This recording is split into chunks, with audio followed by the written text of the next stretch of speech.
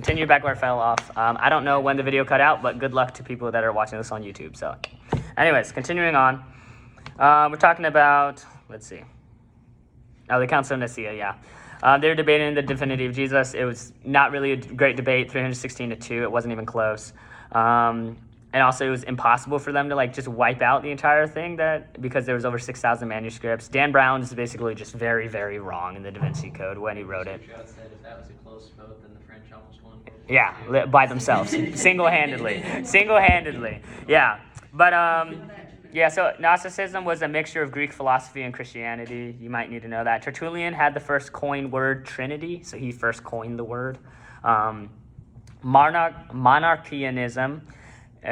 God is not, what did I say? Triune. God is not 3 in 1, basically. That's what monarchianism means. Origen said that Plato would have been a Christian. That's what he truly believed. He was a guy.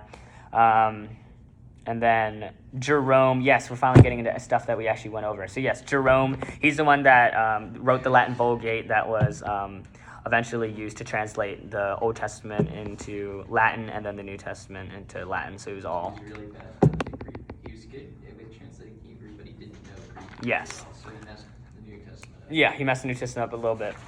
This is where Catholicism ends up breaking off.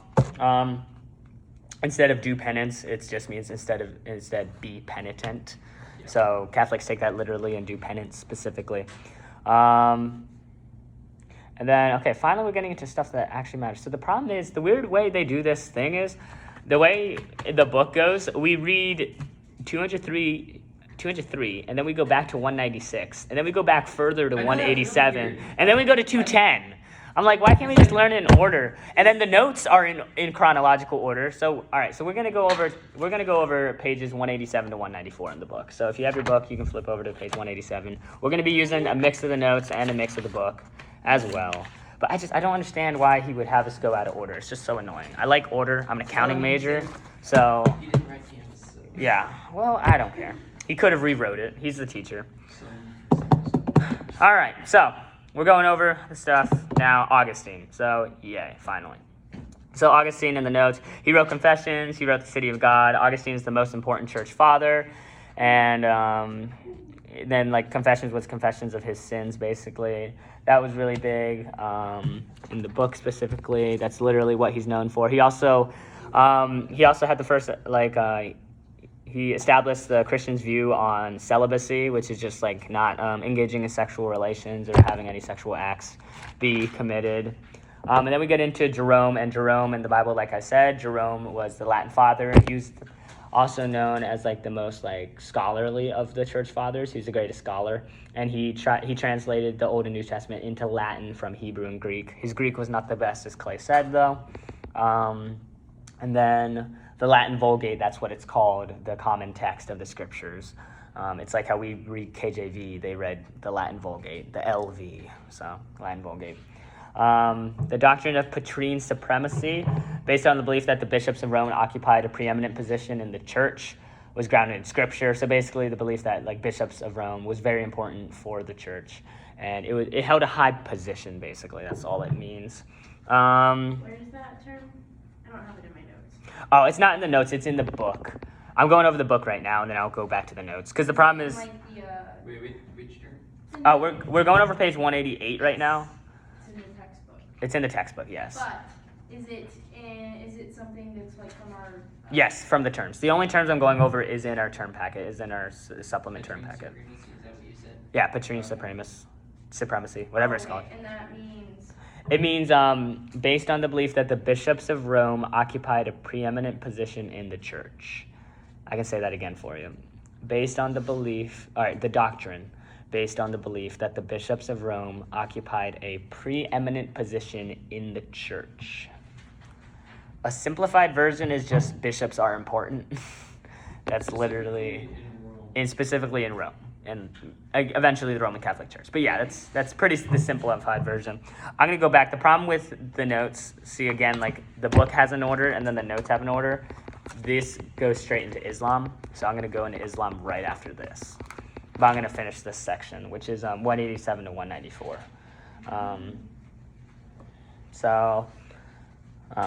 This is what we read this week earlier. So another thing, knowing what Pope Leo I did. Pope Leo is one of the first popes. Pope just means father. He's also known for stopping the advance of Attila the Hun. That was very big. He literally stopped, apparently, the advancement of Attila the Hun. That's what he's known for. He claimed authority over the Christian church and basically he had a lot of influence around Rome with the Christian church, because church and state were not separated. It was basically like government and church are the same thing. So Pope had a lot of power. Then we go over to Gelassius, Pope Gelassius the First. Gelassius, technically.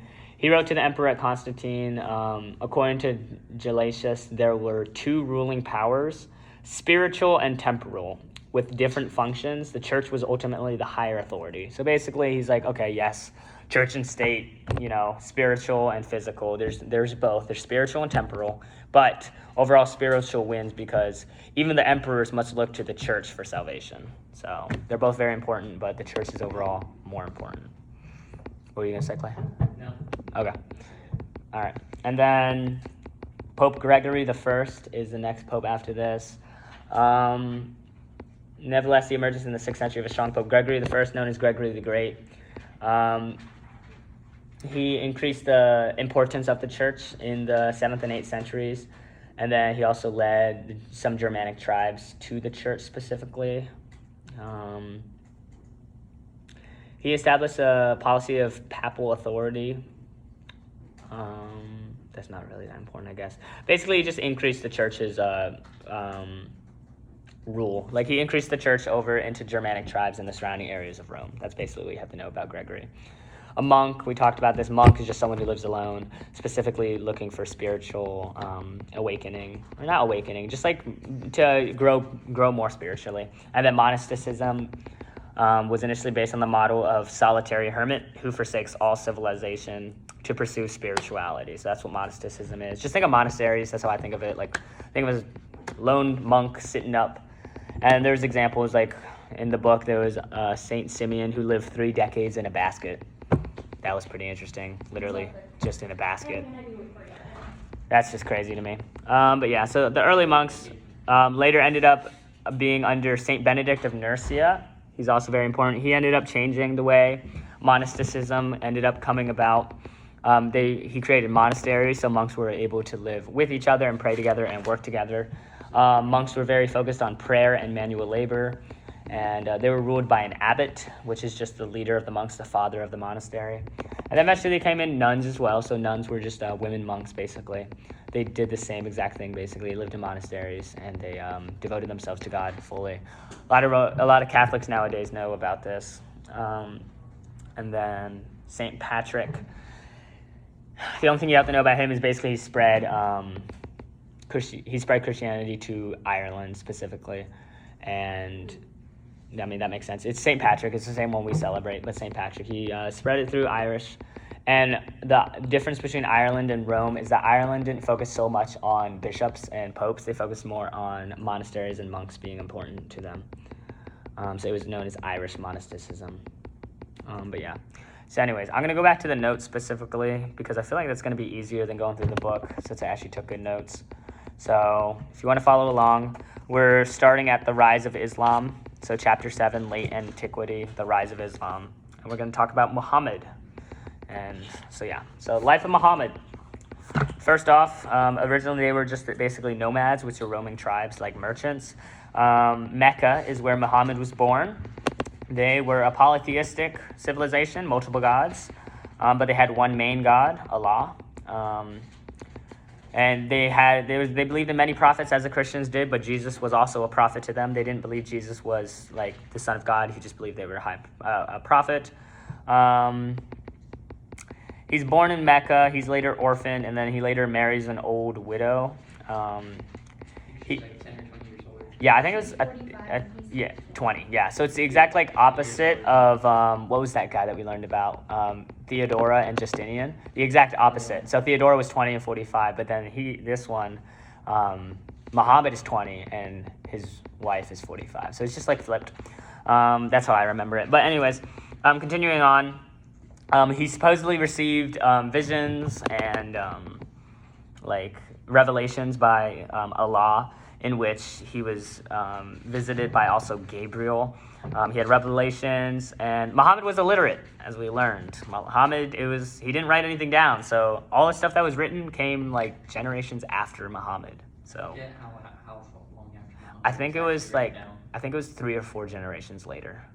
It was an insanely long amount. Yeah, it was like 100 years, I think. Good thing we don't have to remember that for the test. Yeah, but yeah. So basically, he had revelations, and then they basically believed whatever the newest revelation was, or the newest prophet, whatever the newest prophet said, trumped the old prophet. So if Muhammad said something that went against what Jesus said, then Muhammad was right. It's just automatically. Yeah, Allah can change his mind. Exactly. Islam is literally just submission to the will of Allah. The people in Mecca did not agree with Muhammad, and so he flees to Mecca, which is one of the dates that you have to know, 622, the Hijra, when Muhammad flees from Mecca to, from Mecca to Medina. And then, yes. Yes. Is that coming up? That's how he flees. Oh, that's right. I forgot. Yeah, the Pegasus Barak. I didn't write that down. I was just so interested in the story. I write down the stuff that I think is more important. He also apparently, I wrote this down because this is interesting. He supposedly like visited hell, and 90% of people there were women. Yeah. I remember that. I was like, dang. I was like in the corner. I'm just like, Okay, so bro. There's a rule in Islam where when a man touches a woman, he must then go and wash his hands in clean dirt. In clean dirt, yeah. Yeah. Clean dirt. You ever had that nice Not clean raw dirt? Dirt. Clean dirt, though. Not dirty dirt. No, clean dirt, yeah. Clean dirt means like animals haven't messed it up. Okay. Well, continuing on. Don't remember that for the test, please. Yeah. Forget that. I'm sorry. Forget that, Bonus please. points. Yeah. I'll just put a bonus test on everyone's Apperson right before. Just be like, all right. Anyway, so the Kaaba stone is also very important. It would apparently turn from white to black, which is basically where they perform penance, and it basically absorbed all the sins. That's why it ended up, they kissed it. Yes, they kissed it. And apparently absorbed all the sin of the people that go there. The teaching of Islam, he fled to Medina, which marks the first year. So 622 is the first year in their calendar. He spreads his message. He also raids caravans to obtain wealth. So he basically just like steals from a bunch of people. And then he returns to Mecca with an army. So he got basically like ran out of Mecca, even though it says he flees. Like he basically just got ran out of Mecca. No one wanted him there. And then he comes back with an army and just basically like, he's like, you're going to listen to me now because I have an army. So, and then later, he dies. And then the Quran, much later, was supposedly the words of Allah. And it was basically the Bible. The Hadith is collection of sayings of Muhammad. Sunnah is good practice, customs of Muhammad, and the way that he lived. Orthopraxy, more important than orthodoxy. Doing is very important and similar to Roman Catholicism. So like doing stuff is very important, like penance, like physically doing stuff, not necessarily just believing in being saved, like actually doing things that will get you saved. They believed in actions.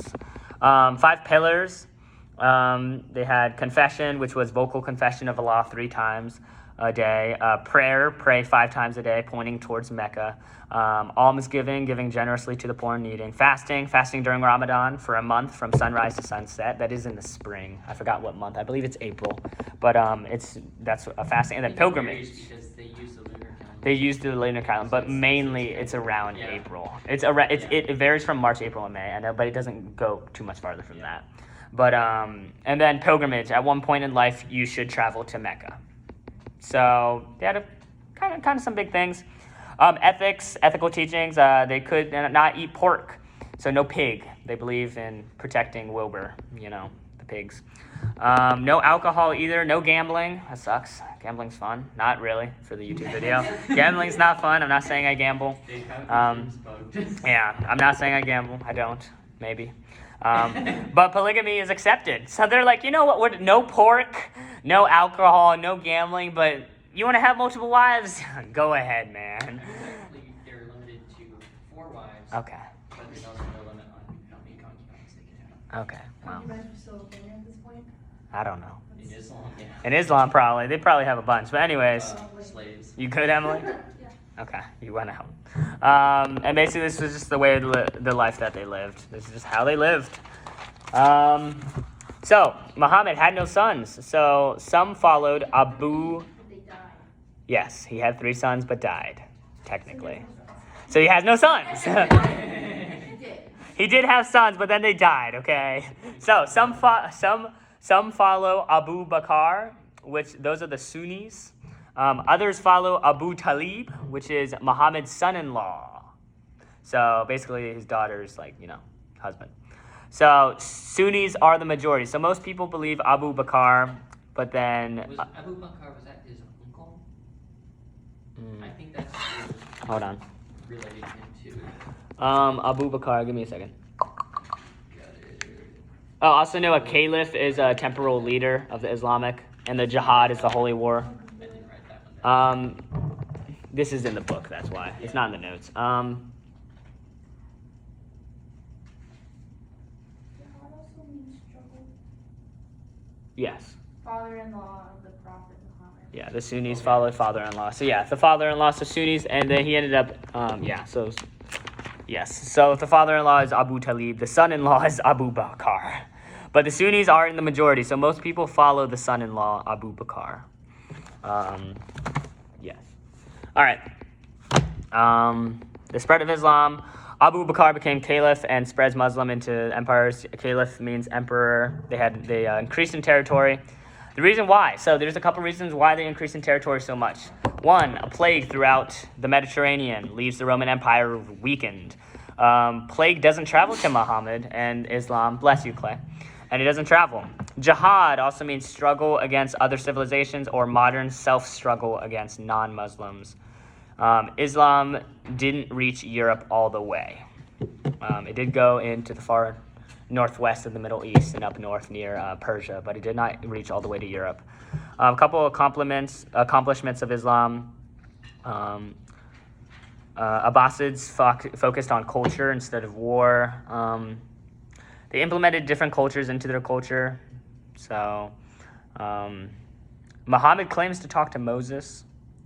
That was interesting. Let's see.